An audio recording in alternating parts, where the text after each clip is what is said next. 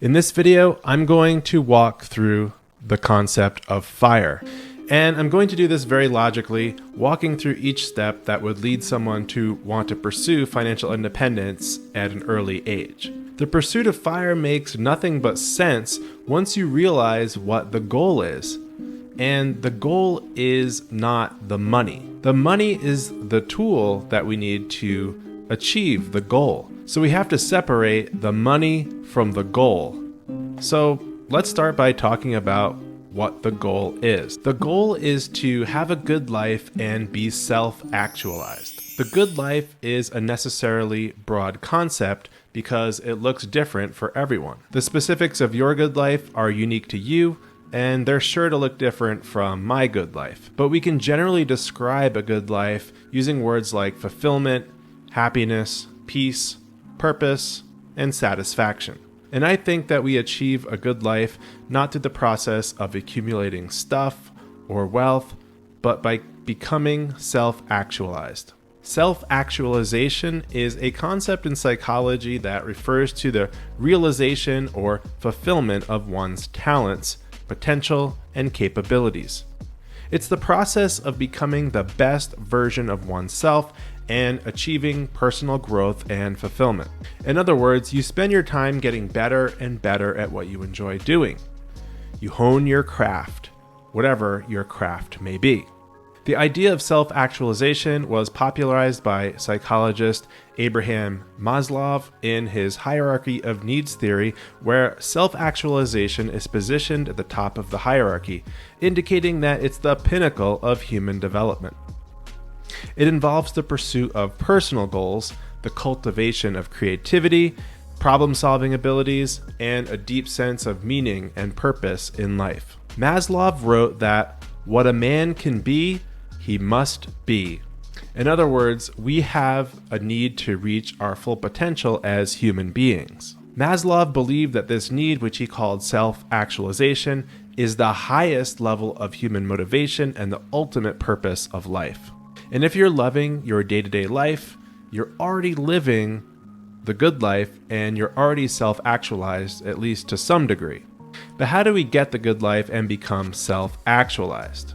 I mean, who has the time, right? Without some level of financial freedom, it's very difficult to get there. We first need to take care of those items that are lower down on the hierarchy. We need to take care of the basic needs first, and in our society, we take care of many of those needs with money. Therefore, money is a tool that can help us achieve a good life. We buy our shelter, food, water, clothing, all that basic stuff that we need before we can even think about starting to move up the Maslow's hierarchy of needs. But even at higher levels, money helps us achieve all those needs that are under self-actualization, our physiological needs, our safety needs, our belonging and love needs, and even our esteem needs. It's not the money itself that we're after, but it's an essential tool for us to achieve our more complex needs. But how do we get money? Well, of course, we must get a job. When we're starting out in life, we typically get a job. We work at a job to earn money. We build up our education, our skills, and experience in order to get better and better, higher paying jobs and to earn even more money. Now, this is called a career, and it pretty much consumes and defines our lives during a typical 40-year career path. 40 hours per week, less 2 weeks of vacation for 40 years is 80,000 hours of our lives that we devote to earning money. That's a huge sacrifice of our time and energy, our life energy, as it's called in the book, Your Money or Your Life. And it would make a lot of sense if our goal was to earn as much money as possible over the course of our lives. And we do act as if that's the goal. But as we've established, our goal is not the money. Our goal is a good life and self-actualization. The problem with this whole job thing is that it detracts from a good life. And many of us don't like our job. According to a recent Pew Research Center survey, only about half of US workers say they are extremely or very satisfied with their job overall. The rest of us either tolerate it as a fact of life or we actively despise it. If you're among those that love your job, congratulations. But beware that your feelings about your job could change and could change quickly, so plan accordingly. Also, if you do love your job, it's likely due to it providing belonging and perhaps some esteem needs. Now, there's nothing wrong with that, but it's unlikely to get you all the way to self-actualization. But the other half of us don't love our jobs at all.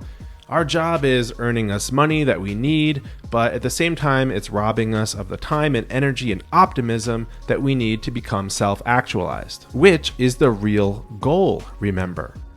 So our job is not quite a necessary evil, but it is a necessary negative. Therefore, the logical thing to do is collect the most money with the least amount of job until we have enough. So how do we do this? How do we collect the most amount of money possible with the least amount of job? Well, there are two ways to go about this. One is that we can earn more money at our job.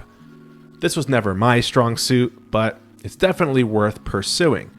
If you're going to sacrifice your time and energy for a job, do what it takes to increase your earning power by building skills, education, networking, working hard, all that BS that you need to do to increase your income. The other way to do it is to keep more of the money that you earn. This is called being frugal and avoiding lifestyle inflation. For most of us, this being frugal thing is easier than making more money. And it's definitely a good place to start with plenty of low-hanging fruit. And avoiding lifestyle inflation and spending less than you earn is the only way to build up wealth. Otherwise, you're simply spending as fast as you earn, no matter how much you earn. And in that situation, the high-paying job isn't enough. It's never enough. You have to be able to keep some of what you earn so that you don't just earn money, but you have money. There's a delicate balance here, though. A work-life balance, as it's often called. We are humans, after all, not robots, so we still have to enjoy our lives while we have a job, but we also want to achieve FIRE and work on our self-actualization while we still have the energy and health to do it. This part is tricky and everyone will strike their own balance, but I think we should save as much as we can while still enjoying the journey along the way. We can do this by being efficient with our spending and cutting spending on things that don't bring us value.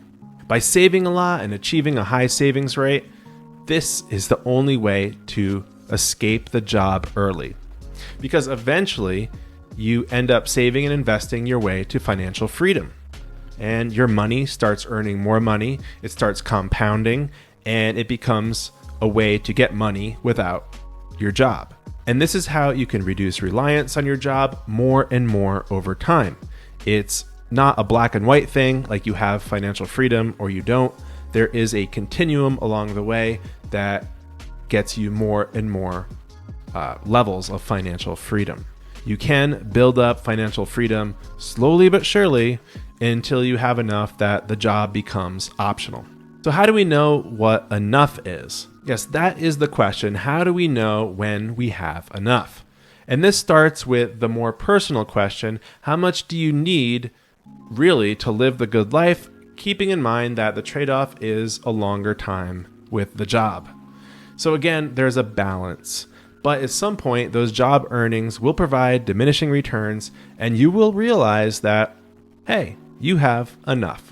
From a mathematical perspective, the FIRE movement typically uses the 4% rule as a general rule of thumb, which states that once you have saved and invested 25 times your annual expenses, you have enough to pull 4% of that out each year and then adjust that amount for inflation each year, and that should last you over a 30-year period or more. That 4% number is purposely low enough that you're very unlikely to run out of money, even in the worst periods of historical stock market returns. And you are actually likely to end up with way more money than you started with if the market behaves normally. This is the concept of FIRE. We spend less than we earn, we achieve a very high savings rate by spending efficiently and by avoiding lifestyle inflation. And we eventually reach that point where we have enough money. Money is a tool, remember, and we reach the point where we have all the tools that we need. We've solved this whole pesky money problem and this crazy job and career stuff, and now we can move on. So once we have enough, we ditch the job and we explore self-actualization. This is the final frontier. The job, you see, is like boosters on a rocket that fall away once we're in space. At that point, minimum thrust, in other words, earned income, is needed to continue on our journey and reach our destination. And remember that our destination is the good life and self-actualization. Now, if you're able to reach that goal before becoming fully financially independent, well, that's cool. Maybe you keep on working full time because it really lights you up and that's your self-actualization. Or maybe you've saved enough that you can take that part-time job that you love or start a side business that provides enough income to take you the rest of the way. But however we get there, it's important to remember that the goal is not the money itself. Money is the tool, it's the fuel in our tanks. The goal is a good life and self-actualization. That's the destination. All we need is enough fuel in our tanks to get us there.